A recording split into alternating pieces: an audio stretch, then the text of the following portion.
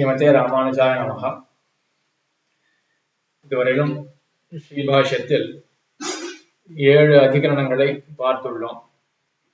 அதுல முதல் 4 அதிகரணங்கள் உபோத்காதம், முன்னுரை.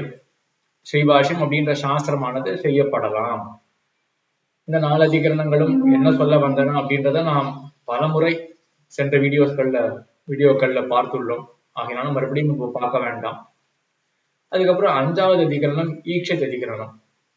அந்த அதிகரணத்துல என்ன விஷயம் பார்த்தோம்? உலகத்தை படைக்கக்கூடிய பிரம்மமானது அச்சேதன பொருள் கிடையாது அப்படின்றத ஈக்ஷத் அதிகரணம் சொல்லித்து.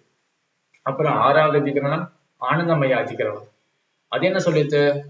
லோகத்தை படைக்கக்கூடிய பிரம்மமானது சித்து கிடையாது, ஜீவாத்மா கிடையாது அப்படின்னு 6வது அதிகரணம் ஆனந்தமய அதிகரணம். அப்புறம் 7வது அதிகரணம் அந்தரதிகரணம். அது என்ன சொல்லிச்சுன்னா, சாந்தோக்கிய உபநிஷத்துல ஒரு இடத்துல சூரியனுடைய மண்டலத்தினுடைய மத்தியில வர்த்திக்கக்கூடியவன் ஒரு புருஷன் இருக்கான். ஆச்சரியமான உருவத்தை கொண்ட புருஷன். அவன்தான் லோகத்தை படைக்கின்றான் அப்படின்னு சொல்ல, அதற்கு மேல் சந்தேகம் வந்தது. உருவத்துடன் இருக்கிறது ஜீவாத்மா தானே, கடவுளுக்கு போய் உருவம் இருக்குமா? ஜீவாத்மாவுக்கு தானே உடல் இருக்கும். ஆக ஒரு சிறந்த ஜீவாத்மா, நிறைய புண்ணியங்கள் பண்ணின ஜீவாத்மா, அவன் தான் லோகத்தை படைக்கிறான் அப்படின்னு எடுத்துக்கலாமே என்று கேள்வி வர, அப்படி கிடையாது. அந்த சூரிய மண்டல மத்தியவர்த்திக்கு தஸ்ய உதிதி நாமா சர்வேபியா பாப்மபியா உதிதா என்று எல்லா பாபங்களிலும் கடந்தவன், அதற்கு அப்பாற்பட்டவனாக இருக்கின்றான், பாபமே ஒட்டாதவனாக இருக்கின்றான் அப்படின்னு சொல்லியிருக்கிறபடினால அது ஒரு ஜீவாத்மான இருக்க முடியாது. ஏன்னா எல்லா ஜீவாத்மாக்களும் இந்த சம்சாரத்துல அகப்பட்டவர்கள் தான், ஒரு கால் விடுபட்டவர்கள் அப்படின்னு இப்படி இருக்கிறதுனாலதான் ஜீவாத்மா என்று சொல்ல முடியாது. பரமாத்மா தான் லோகத்தை படைக்கிறான். பரமாத்மாவுக்கும் உருவம்னா தாராளமா இருக்கும். வேதமே ஒப்புக்கொள்றது அஜாயமானஹா பௌச்சா விஜாயத்தை என்று. பரமாத்மா அவதாரங்களை எடுத்து உருவத்தோடு இருக்கின்றான் என்று வேதமே சொல்லுகின்றது. ஆக இதுவரையிலும் 7 அதிகரணங்கள் வரையிலும் என்ன பார்த்திருக்கோம் அப்படின்னா, லோகத்தை படைக்கக்கூடிய அந்த தத்துவம் தான் பிரம்மம், வேதத்துல சொல்லப்படுற பிரம்மம் அப்படின்றோம்.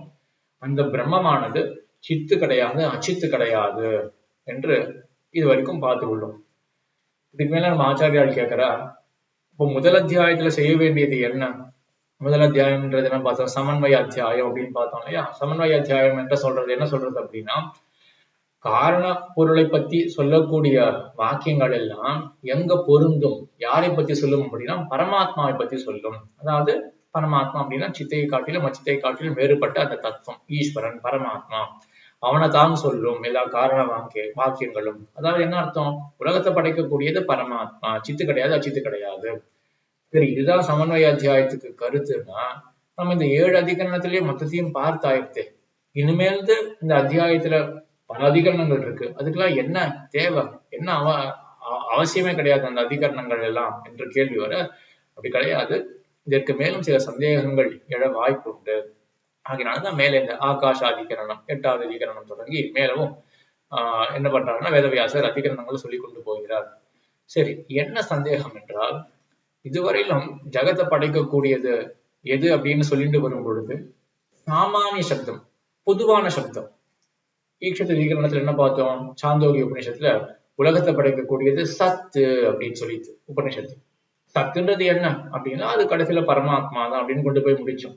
ஆனா இந்த சத்து அப்படின்றது ஒரு பொதுவான சொல். சத்துனா இருக்கிறது அப்படின்னு, எதுதான் இல்லாதது, எல்லாமே இருக்கக்கூடியது தானே. சத்துன்றது பொதுவான சப்தம்.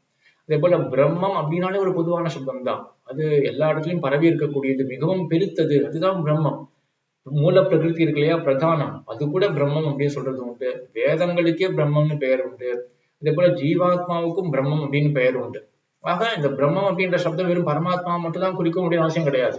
அது பொதுவான சப்தம் சத்து. அதே போல ஆத்மா, ஆத்மா அப்படின்றதும் ஆத்மனஹா ஆகாஷ சம்பூதஹா அப்படின்னு தைத்திரிய உபநிஷத்துல இதையும் பார்த்திருக்கோம். ஆனந்தமய அதிகரணத்துல ஆத்மா அப்படின்ற சொல்லும் பொதுவான சப்தம் தான். ஆத்மா அப்படின்னா எல்லா இடத்துலயும் பரவி இருக்கக்கூடியது, ஒரு சரீரத்தை கொண்டது அப்படின்ற அர்த்தத்துலதான் ஆத்மா அப்படின்றது வரும். ஆகையினாலதான் நம்மளும் என்ன சொல்றோம்? ஜீவாத்மா பரமாத்மா. ஆக 2 பேருக்கும் பொதுவான ஒரு சொல் அப்படின்னு தான் நம்ம ஆத்மா அப்படின்ற சப்தத்தையே வச்சுக்கிறோம். ஆக இந்த சப்தங்கள் எல்லாமே பொதுவான சொற்கள், பல அர்த்தங்களை சொல்லக்கூடிய சொற்கள்.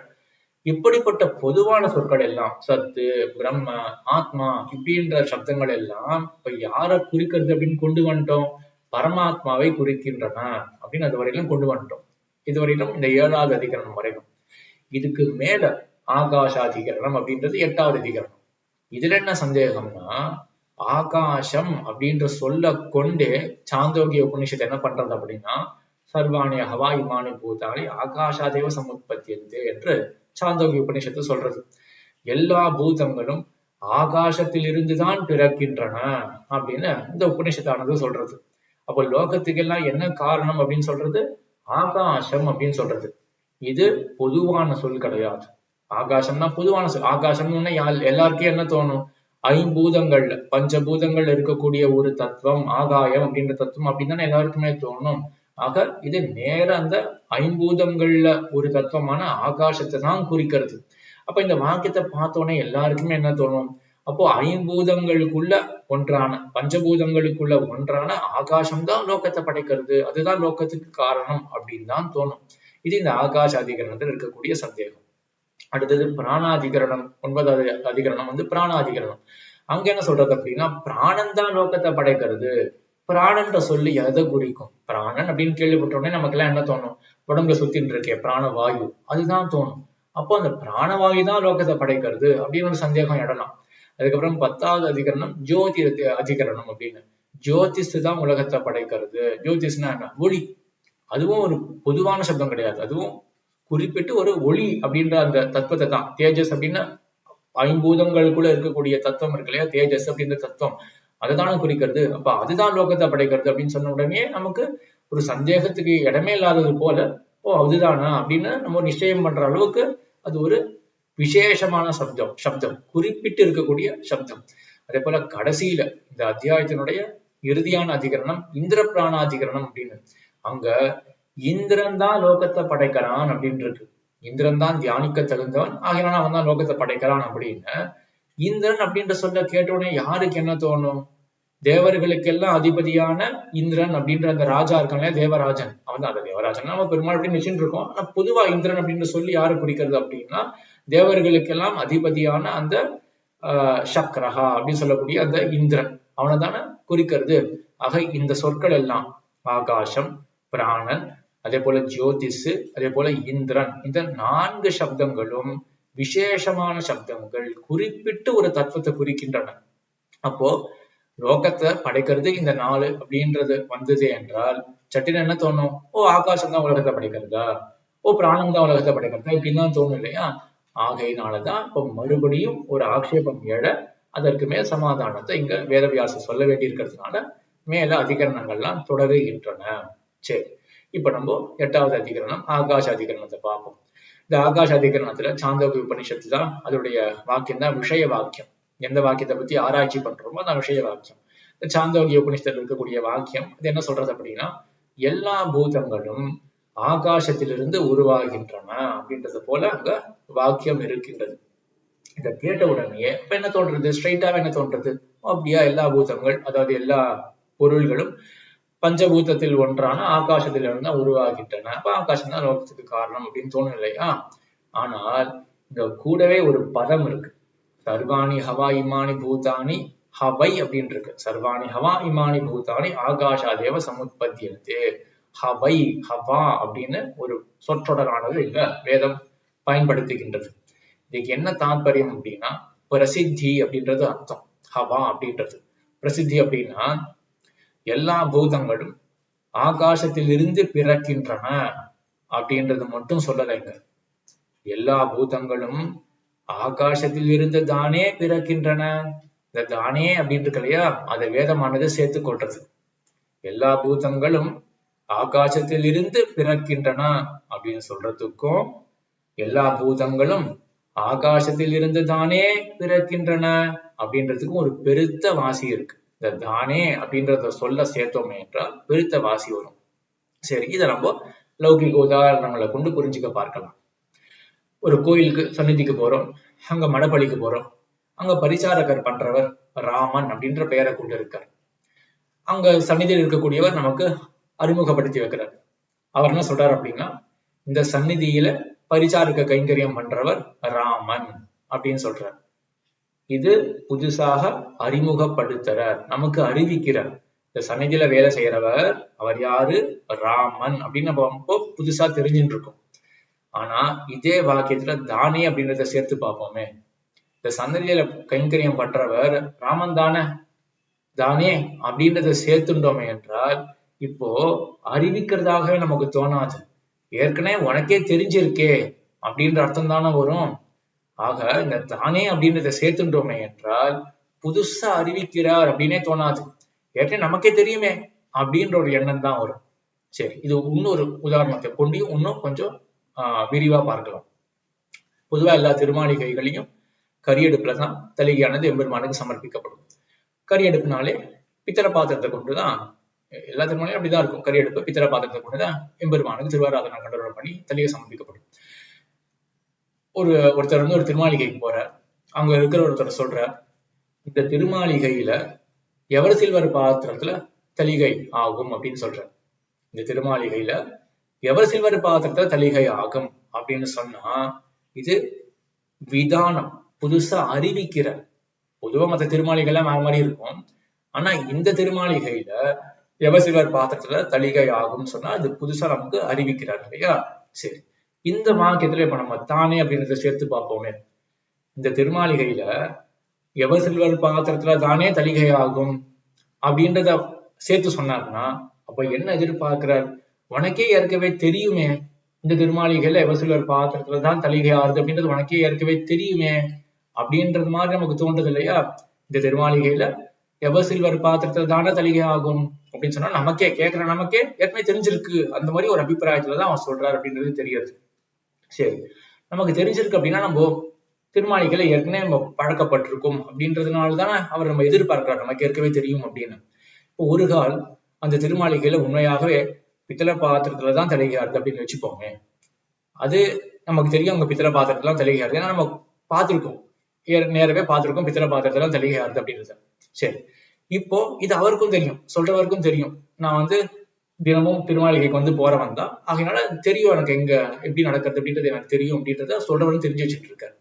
இப்போ அவர் சொல்றார், நம்ம திருமாளிகையில எவர் சில்வர் பாத்திரத்துல தானே தலியாகும் அப்படின்னு சொல்றாரு அப்படின்னு வச்சுக்கோமே. இவர் ஏன் அப்படி சொல்றார்? எனக்கு தான் தெரியும் இங்க பித்தளை பாத்திரம் அப்படின்னு. அப்ப எவர் சில்வர் பாத்திரம் அப்படின்ற பாத்திரத்தை ஏன் பிரயோகம் பண்றாரு அப்படின்னு நம்ம யோசிக்க மாட்டோமா? இப்போ ஒரு புதுசா அறிவிக்கிறார் அப்படின்னு நம்ம யோசிக்க மாட்டோம். எவர் சில்வர் பாத்திரம் அப்படின்னு சொல்றாரு, அதுக்கு என்ன தாத்பரியம் அப்படின்னு தான் யோசிப்போம். இப்ப நம்ம முழு வாக்கியத்தை எடுத்தோம். இந்த திருமாளிகை, நம்ம திருமாளிகையில எவர் சில்வர் பாத்திரத்துல தானே தலிகையாருது, ஆகையினால நாளைக்கு துவாதசி பாருன்னா 7:30 மணிக்கே ஆயிடும் அப்படின்னு முழு வாக்கியமாக இருக்கு அப்படின்னு வச்சுப்போமே. இப்ப நம்ம யோசிப்போம், நமக்கு ஏற்கனவே ஒரு புதுசா ஒண்ணும் அறிவிக்கல. இந்த திருமாளிகையில எவர் சில்வர் பாத்திரத்துல ஆறுது அப்படின்னா ஒரு புதுசா அறிவிக்கல, எனக்கு தெரிஞ்சதேதான் எனக்கு சொல்றார். நான் சொல்லும் பொழுது எனக்கும் தெரியும் பித்தளை பாத்திரத்துல ஆறுதுன்றது எனக்கு ஏற்கனவே தெரியும். இவர் எப்படி சொல்றாரு அப்படின்னா இந்த திருமாளிகையில எவர் சில்வர் பாத்திரத்துல தானே தலிகை ஆறுது அப்படின்னு சொல்றதுனாலேயே இதோடு அறிவிக்கணும்னு ஆசைப்படுறாரு. அதுக்கு எக்ஸ்ட்ராவா வாக்கியத்தையும் கடைசியில் ஒண்ணு கொண்டு போய் சேர்க்கிறார். நாளைக்கு துவாதசி பாருன்னா 7:30 மணிக்கே ஆயிடும் வந்துடு அப்படின்னு சொல்றாரு. ஆக என்ன புரிஞ்சுப்போம் அப்படின்னா, அப்ப எவர் சில்வர் பாத்திரம் அப்படின்றதே பித்தளை பாத்திரத்தை குறிக்கிறது. ஏன் குறிக்கிறதுனா ஏதோ ஒரு பொதுவான தன்மை இருக்கு. எவர் சில்வர் பாத்திரம் லைட்டா இருக்கும், அதே போல திருமாளிகையில வந்து ரொம்ப லைட்டா பித்தளை பாத்திரம் இருக்கிறபடினால நாளைக்கு தலிகை சீக்கிரமே ஆயிடும், 7:30 மணிக்கே வந்துடலாம் பாரணைக்கு அப்படின்னு சொல்றாரு அப்படின்னு புரிஞ்சுப்போம் இல்லையா? அப்ப இந்த தானே அப்படின்ற சொல்ல சேர்க்கறதுனால இவ்வளவு வேறுபாடு இருக்கு. தானேன்ற சொல் இல்லாம போனா என்ன ஆகும்? இந்த திருமாளிகையில எவர் சில்வர் பாத்திரத்தை தலிகை ஆகும் அப்படின்னு சொன்னா இது ஒரு அறிவிப்பு, புதுசா நாம் தெரிஞ்சுக்க போற இந்த வாக்கியத்தை வச்சுட்டு. ஆனா இந்த திருமாளிகையில எவர் சில்வர் பாத்திரத்துல தானே தலிகை, அந்த தானேன்னு சேர்த்தா நமக்கு ஏற்கனவே தெரிஞ்சிருக்கு, அதை பேஸ் பண்ணி இவர் வேற ஏதோ சொல்ல பாக்குறார் அப்படின்னு நம்ம புரிஞ்சுப்போம் இல்லையா? சரி, இப்ப நம்ம இந்த சாந்தோக்கிய உபனிஷத் ஆகாஷ அதிகரணம் இந்த இடத்துக்கு வருவோம். இந்த வேத வாக்கியம் என்ன சொல்றது? சாந்தோக்கிய உபனிஷத்துல எல்லா பொருள்களும் ஆகாசத்திலிருந்து படைக்கப்படுகின்றன அப்படின்றதோடு மட்டும் நிக்கல இந்த உபனிஷத்து. அது என்ன சொல்றதுன்னா எல்லா பொருள்களும் ஆகாசத்திலிருந்து தானே படைக்கப்படுகின்றன, ஆகாசத்திலிருந்து தானே அப்படின்னு சொன்ன உடனேயே அப்ப நம்ம எல்லாம் எதிர்பார்க்கிறது, படிக்கிறவர்கள் நம்மள என்ன எதிர்பார்க்கிறது வேதம் அப்படின்னா, நீ ஏற்கனவே முன்னாடி தெரிஞ்சு வச்சுட்டு இருப்பியே, உலகத்தை படைக்கக்கூடியது எது அப்படின்னு ஏற்கனவே முன்னாடி தெரிஞ்சு வச்சுட்டு இருப்பியே, தெரிஞ்சு வச்சுட்டு இருக்கு இல்லையா? அதை தெரிஞ்சுட்டு இருக்கிற உன்னை குறிச்சு நம்ம வேற ஒண்ணு சொல்ல போறேன். என்ன சொல்ல போறேன் அப்படின்னா, எல்லா லோகங்களையும் படைக்கக்கூடியது ஆகாசம் தானே, ஆகையினால அந்த ஆகாசம்தான் பராயணம், அதுதான் நாம் அடைய வேண்டிய கதி அப்படின்னு நான் மேற்கொண்டு நான் உனக்கு சொல்ல போறேன் அப்படின்னு. ஆக இந்த சாந்தோகி உபனிஷத்து ஆகாசம்தான் உலகத்தை படைக்கிறது அப்படின்னு புதுசா நமக்கு தெரிவிக்கிறதுக்காக வரல. உனக்குதான் ஏற்கனவே தெரியுமே, ஆகாசம்தான் படைக்கிறது உலகத்தை, ஆகையினால ஆகாசம்தான் அவனுக்கு கதி அப்படின்னு நமக்கு புதுசாக தெரிவிக்க வருது. இப்ப நம்ம யோசிப்போம், என்ன எதிர்பார்க்கிறது வேதம்? உலகத்தை படைக்கக்கூடியது ஆகாசம்தான் அப்படின்னு நான் ஏற்கனவே தெரிஞ்சிருப்பேனா அப்படின்றத வேதம் எதிர்பார்க்கிறது. இப்ப நம்ம யோசிப்போம், எப்படி தெரிஞ்சுக்க முடியும் உலகத்தை எது படைக்கிறது அப்படின்னு? வேதாந்தத்தை கொண்டு உபனிஷத்தை கொண்டு தான் தெரிஞ்சுக்க முடியும். சரி, அப்ப வேற பாகத்துக்கு போகணும். இந்த பாகத்துல காரணம் என்ன அப்படின்னு சொல்லல வேதம், அதுக்கு தாற்பயம் கிடையாது. இந்த பாகத்துல என்ன தாற்பயம் அப்படின்னா, நமக்கு கதி என்ன, நாம் அடையக்கூடிய பொருள் என்ன அப்படின்னு சொல்றதுக்கு தான் வேதம் இந்த சாந்தோகி உபனிஷத்து இந்த பாகம் வந்திருக்கு.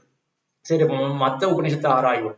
உலகத்துக்கு காரணமாக எது சொல்லப்பட்டிருக்கு அப்படின்னு பார்த்தா, நம்ம தான் ஏற்கனவே பார்த்திருக்கோமே, ஈக்ஷத அதிகரணம், ஆனந்தமய அதிகரணம் அப்படின்னு மத்த உண்டான அதிகரணங்கள்லாம் மேலும் வரப்போறது.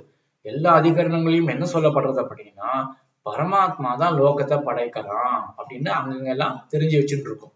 அப்போ மற்ற விஷயங்கள்லாம் பார்த்துட்டு, மற்ற உபனிஷத் பாகங்கள்லாம் பார்த்துட்டு நம்ம இந்த சாந்தோகி உபனிஷத் இந்த பாகத்துக்கு வந்தோமே என்றால், இப்ப வேதம் என்ன எதிர்பார்க்கிறது? நீ மற்றதெல்லாம் ஏற்கனவே பார்த்திருப்ப இல்லையா, இப்ப நீங்க இந்த பாகத்துக்கு வந்திருக்க இல்லையா, உன்னை குறிச்சு நான் என்ன சொல்றேன் அப்படின்னா, ஆகாசம் தானே உலகத்தை படைக்கிறது, ஆகையால ஆகாசத்தை நீ பலனாக பற்று, அதுதான் உனக்கு பராயணம் அப்படின்னு சொன்னா, எனக்கு முன்னாடி என்ன தெரியும்? பரமாத்மா தானே லோகத்தெல்லாம் படைக்கிறது அப்படின்னு நான் தெரிஞ்சு வச்சுட்டு இருக்கேன். ஈக்ஷத் அதிகரணம் தொடக்கமான மற்ற அதிகரணங்கள் எல்லாத்தையும் சேர்த்து பார்த்து பரமாத்மா தானே உலகத்தை படைக்கிறது அப்படின்னு தெரிஞ்சு வச்சுட்டு இருக்கேன் அப்படின்னு.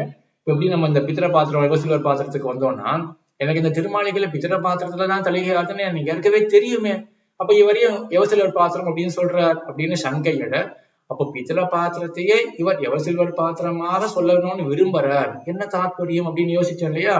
அதே போலதான் இங்கேயும், எனக்கு தான் தெரியுமே பரமாத்மா தான் லோகத்தை படைக்கலாம் அப்படின்னு தெரியுமே, அந்த பரமாத்மாவையே இது ஆகாசம் அப்படின்னு சொல்றது வேதம் அப்படின்னு யோசிக்கும் பொழுது, பரமாத்மாவை ஆகாசம்னு சொல்லலாம் அப்படின்னு நம்ம தெரிஞ்சுக்கிறோம். ஏன் அப்படின்னா, ஆகாஷயதி ஆகாஷத்தை இது ஆகாஷா, தானே பிரகாசிக்கும், பிறருக்கு பிரகாசத்தை ஏற்படுத்தும், ஆகையினால் பரமாத்மாவே ஆகாசம் அப்படின்னு. இவ்வளவுதான் இந்த வேதத்துக்கு தாற்பயமே ஒழிய ஆகாசம் தான் உலகத்தை படைக்கிறது அப்படின்னு சொல்றதுக்கு இந்த வேதம் வரல. இது வந்தது என்ன அப்படின்னா, ஆகாசம் தானே உலகத்தை படைக்கிறது அப்படின்னு நமக்கு தெரிஞ்சதையே இழுத்து அதிகமா என்ன சொல்றது அப்படின்னா, அந்த ஆகாசம் அப்படின்னு சொல்லப்படுறது அந்த பரமாத்மாவை தான் போய் நீ அடைய வேண்டும் அப்படின்னு சொல்லக்கூடியதுதான் இதே ஒழிய ஆகாசம் தான் உலகத்தை படைக்கிறது அப்படின்னு சொல்றதுக்காக இந்த உபனிஷத்து வரல அப்படின்னு சொல்றதுதான் இந்த ஆகாச அதிகரணம் அப்படின்ற இந்த அதிகரணம். அடுத்தது பிராணாதிகரணம், இது ரொம்ப சின்னது. இதே நியாயத்துலதான் இந்த அதிகரணமும் அமைச்சிருக்காரு எம்பெருமானார். ரொம்ப சின்னதான அதிகரணம் தான். இங்க என்ன சொல்லப்படுறது அப்படின்னா, எல்லா பூதங்களுக்கும் காரணம் பிராணன் தானே அப்படின்னு இங்கே அந்த தானே அப்படின்ற சப்தம் இருக்கு. அது தெரிஞ்ச உடனே நம்ம என்ன யோசிப்போம், அப்ப பிராணன் தான் காரணம் அப்படின்னு சொல்றதுக்கு இந்த உபனிஷத்து வரல, ஏற்கனவே நமக்கு தெரிஞ்ச விஷயத்தை தான் இங்க உபனிஷத்து சொல்றது. ஆனா இதுக்கு மேல இன்னொரு சந்தேகம் என்ன வரும் அப்படின்னா, ஆகாசம் அப்படின்றதோ பூத ஆகாசம் 5 பூதங்களுக்குள்ள சேர்ந்தது, அது எல்லாத்துக்கும் காரணம் அப்படின்னா அதுவே சரியா புரியல. அது எப்படி ஆகாசம் எல்லாத்துக்கும் காரணமாக இருக்கும் அப்படின்னு அங்க கொஞ்சம் சந்தேகம் இருக்கும். ஆனா இந்த பிராணன் விஷயத்துல ஒரு சின்ன உபபத்தி இருக்கு. உபபத்தி அப்படின்னா ஒரு பொருத்தம் இருக்கு. உலகத்துக்கு எல்லாம் காரணமாக இருக்கக்கூடிய ஒரு பொருத்தம் பிராணன்றதுல இருக்கு. என்ன பொருத்தம் இருக்கு அப்படின்னா, பிராணன் பிராணவாயு இல்லையா, அது உடம்புல சுத்தின்னு இருக்கிறபடினாலதான உயிரே வாழ்ந்துட்டு இருக்கும். அப்ப உயிர் வாழறதுக்கு பிராணன் வேண்டி இருக்கு அப்படின்னு தெரியுது இல்லையா, அப்ப இந்த பிராணவாயு தான் லோகத்துக்கு எல்லாம் காரணம் அப்படின்னு சொல்லலாமே அப்படின்னு ஒரு சின்ன சந்தேகம். அத எம்பெருமானார் என்ன காட்டுறாரு அப்படின்னா, கல்லு கூட தான் காரியம், அது கூட தான் செய்யப்படுறது. கல்லுக்குள்ள எங்கேயாவது பிராணவாயு இருக்கா? ஜீவாத்மா இருக்கான், அவனுக்கும் தான் ஞான விகாசம் அப்படின்ற காரியம் ஏற்படுறது. ஜீவாத்மா வேற, இந்த உடம்பு வேற, ஜீவாத்மா வேற. உடம்புக்குள்ள பிராணம் சுத்திட்டு இருக்கு, உடம்பு ஆத்மா இந்த பிராண வாயுவால உண்டாச்சு அப்படின்னு சொல்றதுக்கு ஏதாவது கொஞ்சம் வழியாவது இருக்கு. கல்லு பிராணனால உண்டாச்சுன்னு சொல்ல முடியாது. அதே போல ஜீவாத்மா இருக்கான் இல்லையா, அவனுக்குள்ள பிராணன் இருக்குமான, அவனுக்குள்ளதான் பிராணம் கிடையாது இல்லையா. அந்த ஜீவாத்மாவானவனுக்கு ஞான விகாசம் அப்படின்ற ஒரு சிருஷ்டி ஏற்படுறது, அதுக்கு பிராணன் காரணம் அப்படின்னு சொல்ல முடியாதே. அதனால பிராணன் அப்படின்ற சொல்லுக்கும் அங்க என்ன அர்த்தம் அப்படின்னா, எல்லாவற்றையும் ரட்சிக்க கூடியது. ஆனனம் அப்படின்னா ரக்ஷணம் அப்படின்னு அர்த்தம். எல்லாவற்றையும் ரட்சிக்கப்படுகிறனால பரமாத்மாவே பிராணன் அப்படின்ற சொல்லால சொல்லப்படலாம். அதனால இந்த 9வது அதிகரணம் பிராணாதிகரணம் அப்படின்ற இடத்துலயும் என்ன நிர்ணயிக்கப்படுறது அப்படின்னா பிராணன் அப்படின்ற சொல்லால பரமாத்மா தான் சொல்லப்படலாம் அப்படின்னு.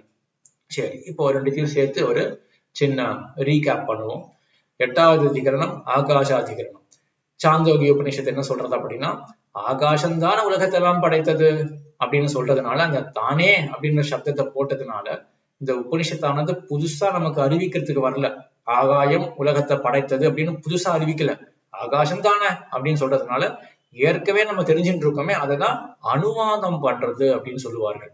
தெரிஞ்சதையே இழுத்து கொண்டு வந்து மேல ஒண்ணு சொல்ல பாக்குறது வேதம். சரி, நமக்கு என்ன தெரியும் அப்படின்னா பரமாத்மா உலகத்தை படைக்கிறான் அப்படின்னு ஏற்கனவே தெரிஞ்சு வச்சுட்டு இருக்கோம்.